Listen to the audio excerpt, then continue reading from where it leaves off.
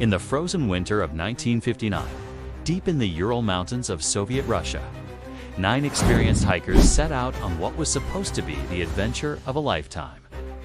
Their leader, Igor Dyatlov, had carefully planned the expedition. Each of them was young, strong, and skilled at surviving in the wilderness. They packed for weeks on the trail, each carrying an average of 40 pounds of gear and supplies. And though there were 6 men and 3 women, all of them well-trained and physically fit, it was clear that this would not be an easy journey. They planned to reach the summit of Otterworldly, also known as the Dead Mountain, and then ski down its slopes before returning to civilization. But days later, when the group failed to return, a search party was sent into the mountains. What they found would terrify the world. The hiker's tent was discovered slashed open from the inside. Belongings, food, and warm clothing were left behind, as if the group had fled in terror. Their footprints in the snow led away from the campsite, barefoot, half-dressed in the deadly cold. It quickly became clear that something strange had happened here, something that defied logic and reason. And as the investigation continued, the mystery only deepened. The bodies were found scattered across the slope. Some were frozen solid in the snow. Others suffered injuries no one could explain. One had a fractured skull. Another had broken ribs so severe they were compared to the force of a car crash. 2 were missing their eyes, one her tongue, and all of them showed strange traces of radiation. And yet, despite these horrific injuries, there were no signs of struggle. No signs of another person. Only silence in the snow. It is a silence that has echoed for over 60 years, leaving us with more questions than answers. Did they flee from an avalanche or a sudden animal attack? Or was there something more sinister at play? A terrifying presence lurking in the shadows. Something from beyond our understanding. Before we get into the details of this bizarre case, we want to thank you for your support. Please remember to like and subscribe to stay up to date on our future videos. In February 1959, a group of 9 experienced skiers set out on what should have been a routine hike in the northern Ural Mountains near the border of northwest Kazakhstan. They were led by 23-year-old Igor Dyatlov, a seasoned mountaineer and ski enthusiast, who had led several successful expeditions in the region. His group consisted of 6 men and 3 women, all of them physically fit and well-trained in survival techniques.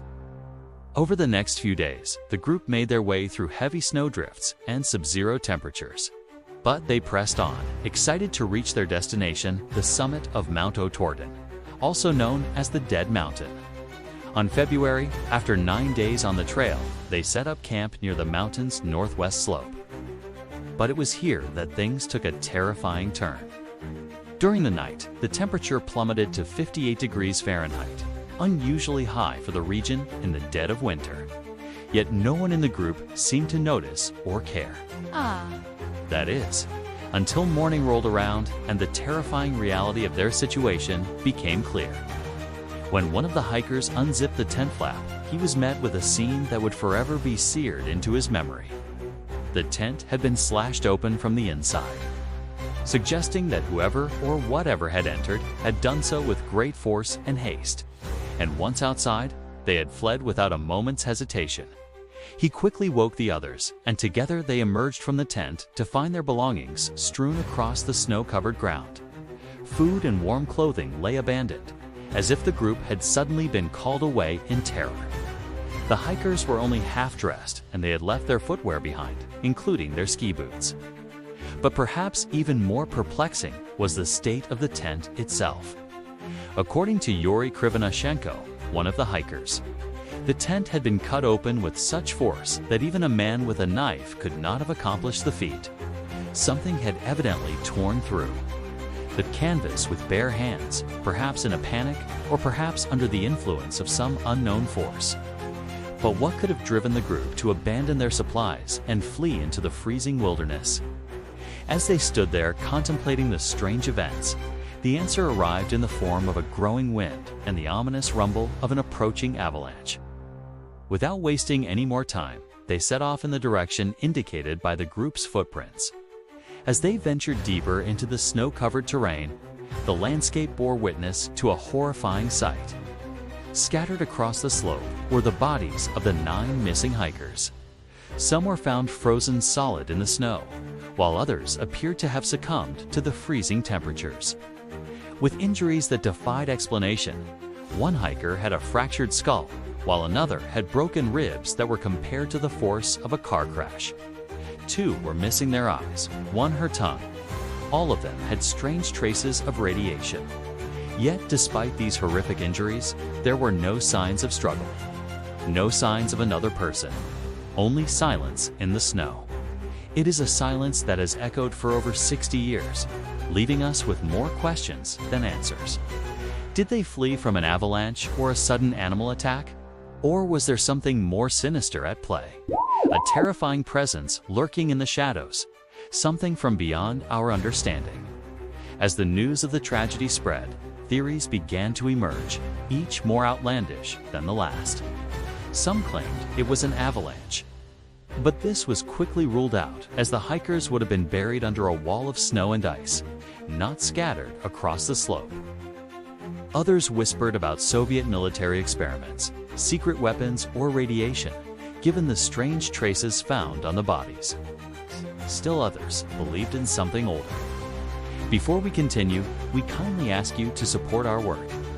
Your support will help us continue to produce quality content. Now, back to the topic. According to the local Mansi people, the area had long been known as Kola Teasiekal, which translates to the Mountain of the Dead. Legends spoke of a malevolent spirit that lived in the mountain and demanded human sacrifices. Could this be the reason for the hikers' demise? The incident became known as the Dyatlov Pass Incident, and it quickly gained worldwide attention. As investigators combed through the evidence, they found no signs of foul play or struggle, leading to speculation that the group may have been the victims of a mysterious phenomenon. One theory suggested that the hikers had been exposed to high levels of radiation, causing them to become disoriented and seek shelter in the tent. Another theory proposed that the group had been attacked by a rare species of wild dog known as a wolf, which can grow to enormous proportions and attack humans. Despite the numerous theories, none could fully account for all the strange circumstances surrounding the case. To this day, the Dyatlov Pass incident remains one of the most chilling, unsolved mysteries in history, haunting the minds of those who ponder the fate of the 9 unlucky hikers. And the scariest part, whatever made 9 hikers flee their tent in the dead of night has never been found.